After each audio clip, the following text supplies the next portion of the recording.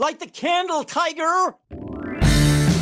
Hi there, warm welcome to the Racing Post Golf Postcast. The team this week is Bruce Millington, Joe Champion and Ian Wilkerson, and we're looking ahead to the final event before the first major of the year. It's the Valero Texas Open. There's nothing going on in Europe.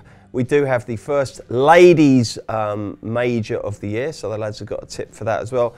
And obviously with the Masters just a week away, we will have a little early look at who the boys are leaning towards. First of all though, let's have a quick look back on what happened last weekend. We had 3 tournaments. The match play in which the sponsors got the winner they wanted, Kevin Kisner. Graham McDowell came back to form in Punta Cana. That was a good win. And Stephen Gallagher, another old-timer, coming back to form with a 125-1 victory in the Hero Indian Open.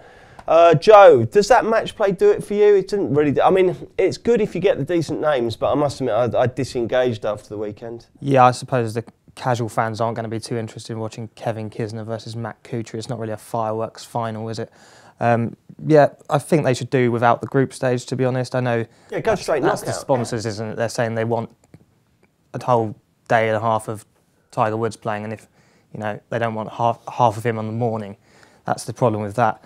But yeah, straight knockout's the way to go with match play, I think, isn't it? Yeah, exactly. That's what it's a match play situation. The commentators always, Wilco, in a stroke play event on TV, they always love to say, oh, it's like a match play situation now, isn't it? But they never say it's like a stroke play situation. In the match play. I was listening out for it. So it really isn't great. I mean, I know that sport's all about sort of trying to do stuff different and getting the audience, Wilco, but I mean, to me, I just like 4 rounds. I like the yeah, you just like get suited to it, don't you? You get used to, how your golf tournaments go. I mean, there's all sorts of concoctions. The European Tour have been coming up to sort of like try and find the 2020 of golf, with 6s, holes and knockouts and all that sort of thing.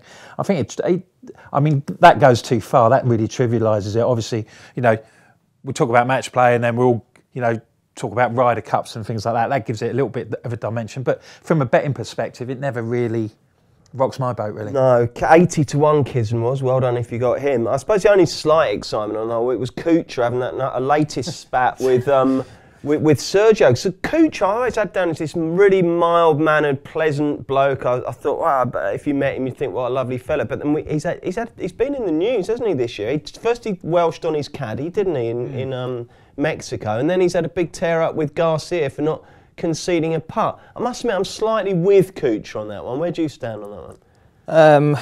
Well, it's hard to know, really, without actually being there. But I think neither of them are particularly in the right. Kuchar should have just left it, I think. Well, Garcia went straight up and started trying to backhand it in, didn't he? I mean, he didn't really have time. For a sport, I mean, I've got friends who are sort of like club professionals, and to qualify, they have a book like a 1980s yellow pages to go through with the rules of golf, and then it's just accepted that, oh yeah, you can have it, mate. It's like at Anfield on Sunday, oh, Sissoko, you're through on goal, mate. Yeah, we'll give you the goal for that one. Exactly, I don't get that at all. It doesn't happen. It doesn't happen if you concentrate and you play properly. Yeah, absolutely. Well, and that's the other thing with golf, of course, isn't it? They've got this enormous rule book, as you say, Wilco, but then the moment, a ball lands near a tulip stem or something, they're straight over getting the rules official, aren't they? And of course that flies, that's ammunition for, I know you've got a big bugbear about slow play and watching it on the TV, that just accentuates all that, doesn't it? It certainly does. Is there a player we should take out? Is there anyone who did their Masters chances no harm, or someone maybe from Europe you think might be coming into play? What do you think, Joe? It's obvious, but I think you can take the winner out of this. I mean, Kevin Kisner, I think if he gets into those sort of situations, he's shown that he's tough and he can do this now. He's contended in major championships before, and if he was a bit longer, you'd think of him as a real chance at Augusta next week. To be honest, he could still get in the mix. I mean, shorter players have won around there before, and he's a player I really like. And yeah, I expect to see him on major leaderboards. He's got a winning mentality, hasn't he? He has indeed. That's what you need, isn't it? I mean, I remember for years, sort of, back end of the last century and first part of this, I used to back David Toms because at least you knew he could get the job done. It's these guys who just melt away like Charles Howard III you want to avoid. But Kisner looks like he likes getting in there, doesn't he, and doing it. Wilco, who's your player to follow? Well, this time last week I recommended Oosthuizen to go well, and he got a place for those who backed with the firms that offered 8 places. Lost to Kisner, threw it away. He was winning on the 16th tee, and then it all went pairs in the last 2 holes. 33 birdies he hit last week. And He's in a bit of form, isn't he? He is in a bit of form, and he finished second at Augusta in 2012, and I think he could go well at a big price. So I like him. Lucas Beauregard, who it'd have been a massive tonic to have beaten Tiger Woods in his game. He heads to Augusta for his first go. We know the stats. Fuzzy Zeller, 1979 was the last time somebody won on their debut at Augusta. But he's a big hitter and should be suited. So I'd be looking at him perhaps in the top debutante markets and things like that. So they'd be my 2 pointers really, looking ahead to next week. Let's look ahead to before Augusta, the Valero Texas Open taking place at Santa Anita in Texas. Last year it was quite an easy one to pick the winner of. Andrew Landry won it at 200, Sean O'Haire was second at 150s, and Trey Mullinax was third at what we've got as 159 to 1.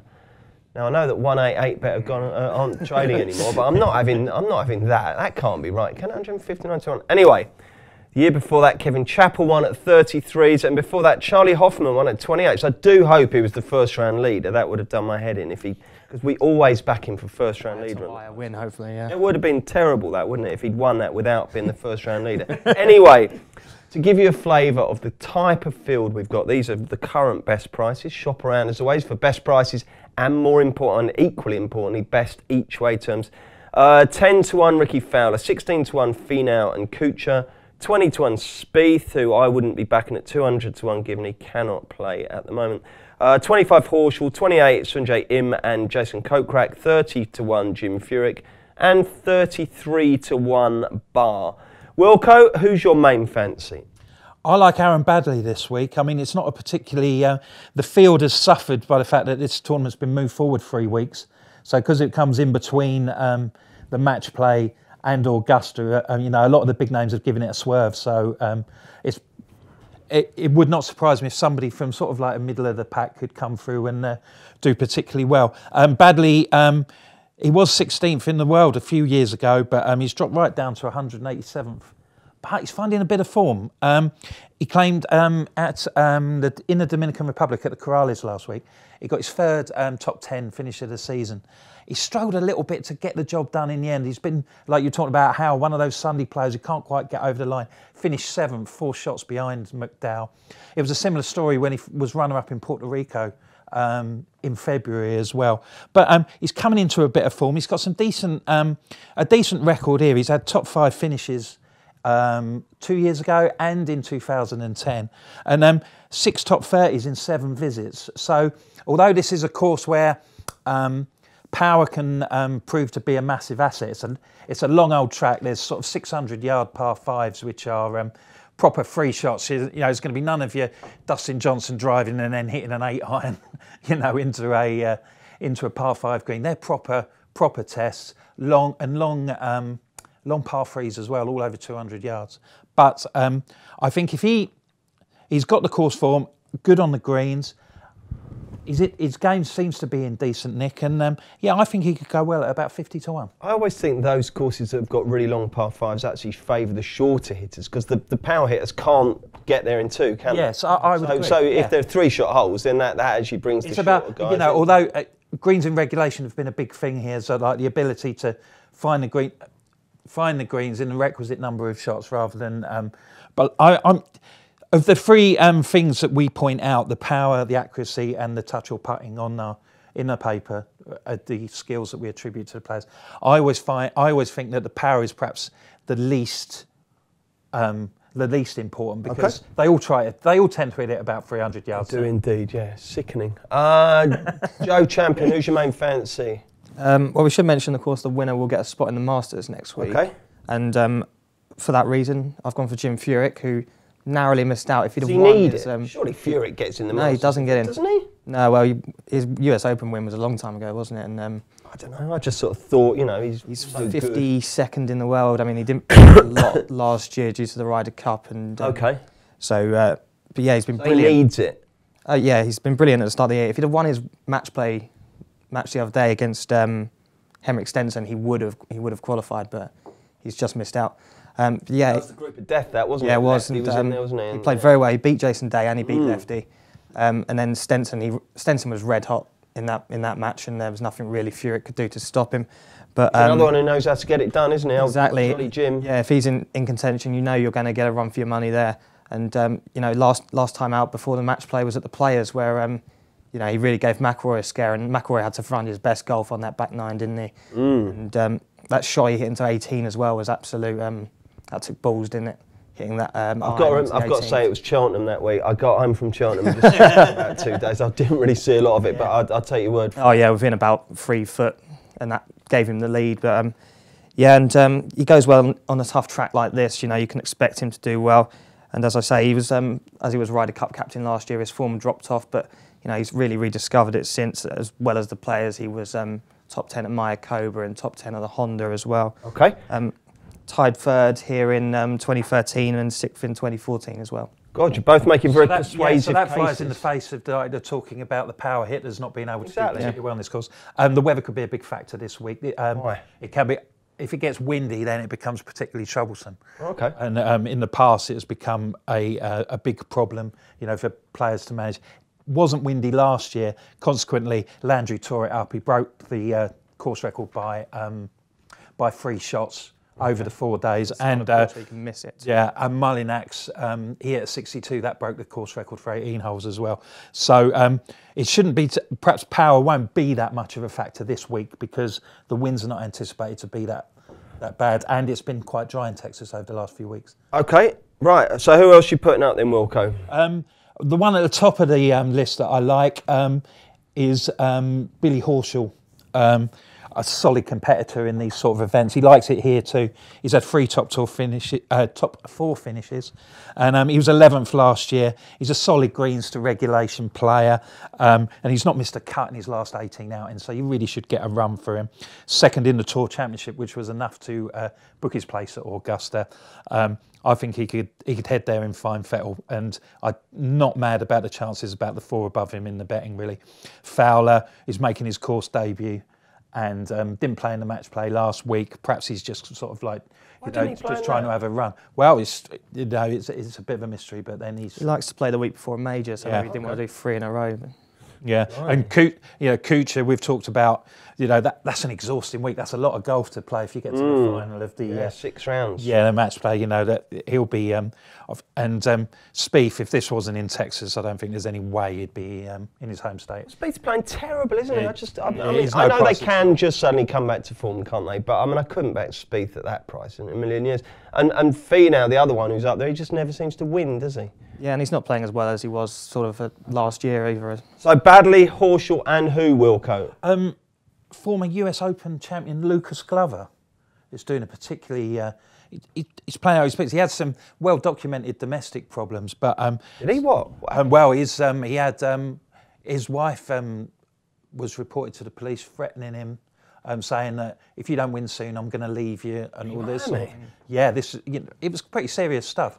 And but he was second in the Web.com Tour Championship, the secondary event in September. And since then, he's been flying. He's had 9 out of 11 tournaments. He's finished in the top 20. He missed the cut at Sawgrass, but then he bounced back and was 13th at the Valspar. So he's been challenging for events, and it looks like this is the sort of field where he can make a big impression. He's missed the cut on his only previous visit, which was 2015, but he ticks plenty of other boxes. He's ranked 10th in greens in regulation and 17th in strokes gained off the tee. The quality of his approach play and his driving is really sort of like means that he should go well here. Jolly good. Okay, who else have you got for us, Joe? I've got 3 more. One of them is Abraham Ancer. He's a Mexican, but he's born in Texas, so ties to the state. And he's been in good form as well. He finished 12th for the Players, and there's another who won 2 out of his 3 matches at the match play last week. He ranks 23rd in strokes gained off the tee, which is a key stat round here because it's important to find the fairways. Okay. And he's made a cut in both attempts at the Texas Open in his career, and he's a better golfer now than he was last year. Go on then, who else? Next one is JT Poston, who's a guy who's been... I've had JT Poston tips on the Postcast. He's been consistent without really contending, but he's sort of grinding out top 30s all season. he missed the cut of the Valspar, but Copperhead's a tough track, and he didn't miss it by far anyway, so I'm not too bothered about that. If I showed you a picture of JT Poston, would you know who he looked like? Probably not. I could probably take a I guess. wouldn't recognise him in Sainsbury's. One of these identikit American golfers that all look exactly the same. Yeah, he finished 27th on his debut a couple of years ago and 30th last year, where he was in the mix, and then he shot a final round 76 to ruin it. But you know, he's one of these golfers I'm keeping an eye on because he will pop up somewhere. I think he finished 7th at the Genesis as well, which is his best finish. But okay. And the other one is Luke Donald at 80 to 1. Oh yeah, Luke Donald was back in form a couple of weeks ago, wasn't he was back. That was at the Valspar, you know, another tough track. And you know, this guy is a guy who, it's almost easy to forget how good Luke Donald was. He's former world #1, and you know, just because he never won a major doesn't mean that he's not a top player. And he says that he's playing without pain for the first time in a while, which is great to hear. And you know, he finished tied 13th here in 2016 when he wasn't in particularly good form anyway. Right. So, you know, I think maybe seeing Gallagher and McDowell play well last week. By those comeback guys. Yeah, that makes a lot of sense. 80 to 1 Luke Donald. That makes a lot of sense. Right, okay, lads. So we've got Wilco's gone for Badley, Horshaw and Glover, and the champ has gone for Furyk, JT Poston, Lucas Glover. Luke Donald. And Luke Donald. And Answer. Oh, sorry, Answer. Glover was Wilco. Yeah. Hopefully that makes sense. Right, lads, anything else we need to discuss on this one? Any tops or any match? I don't think so, no. It's quite a tricky one when you consider that a lot of the top, the different motivations of different players, people who just want to run out for Augusta and people. Sure. All right, let's move on to the women's major. It's the ANA Inspiration. Quick rundown of the front runners. 10 to 1 is Sung Hwan Park. 10 to 1 Jin Young Ko. 14 Nelly Corder. 16 Imbi Park. 18 Arya Jatanawagan. And 20 to 1 Bar. Who's your fancy, Joe? I fancy Nelly Corder in this. She's a player who really hit form in the second half of last season. She won in Taiwan, I think it was, and Thailand, one of them, and then finished second to Lexi Thompson in the Tour Championship at the end of the season. She started this year in great form, won the Australian Open, and has LPGA form figures of third, first, 7th, 10th and 2nd. She played here last year, tied 13th, and that came between 2 missed cuts, so she wasn't playing as well. She's really in form. She's up there in the top 5 in the world, which is why she's the price she is. But where is it? Where is this tournament? It's in California. Yeah, so we need to get our bets on by midday Thursday, do we? Yeah, probably a little bit later than that. Yeah, Nelly Corder. You know, I find it hard to see her outside the top 10 at least. Okay, mate. Wilco? Well, we had a bit of a shock in this last year when Pernilla Lindberg won at 500 to 1. Wow. I'd be fancying the person who was just behind her on there, Imbi Park, who looks a solid challenger. She was runner-up last year. Yeah, in the playoff. Yeah, eight-hole playoff. An 8-hole playoff last year. That was one for to keep a track on and stay in touch with for that one. And she was just out of the playoff the year before. She's in decent nick. She tied for 2nd in last week's Kia Classic. She's 30 now, but it's 10 years since she won the US Women's Open, and she's been a solid contender ever since, really. Won this in 2013. She's 16 to 1. Okay, excellent. Right then, before we go, quick spin through the Masters' latest betting. 7 to 1 Rory, blimey, that's short. 10 to 1 Dustin Johnson, 14 Tiger and Justin Rose, 18 to 1 Thomas and Rahm, 22 Fowler, 25 Spieth, 25 Molinari, and 28 Barr. Steve's already beavering away, which is why he cannot even spare the time to do this week's podcast, but he's back next week to give us his views. Lads, if you had to have a bet now on the Masters, who would you be going for? John Rahm, I think. I've just had it in mind for him all season, really. I just think the course is perfect. He's contended there before, and he's just absolute class when he's in contention usually. I just got this thing about him. I just think he's got too hot-headed. I think it's overblown a bit. Boil over. I just don't think it's that big an issue. Don't you? No, I think he's maturing as he goes on. You may be right. And once I get one over the Ryder Cup as well, didn't he? So Yeah. Okay. And he's had a couple of spins now, hasn't he? So he's got that bit of course experience and was tied for I just think fourth it's a last year. perfect fit for him as well. Yeah. It's a great Masters this year, isn't it? Because there's so many great players Yeah. all in form, isn't Well, I there? can't really have Rory at the price. To have Rory back there is fantastic, isn't Yeah. it? But I mean, it's 7-1. Yeah, No I think way. you've got to the stage now where there's sort of like 10 or 12 outstanding players, and for these majors, one of them's going to turn up. Yeah. And they're going to win. Yeah. I like Joe, I like Rahm, but I talked about Oosthuizen. I think he's got a really good chance. I think he's about double carpet 33, around that sort of mark. I really think he could go well. We've started to see the competition among bookies. Coral went 10 places this week, so it will pay to hold back and wait and see what sort of offers are going to come out. But falling over themselves. I really like him. Like you say, when was the last time there was a genuine shock in the majors? In the majors, Yeah.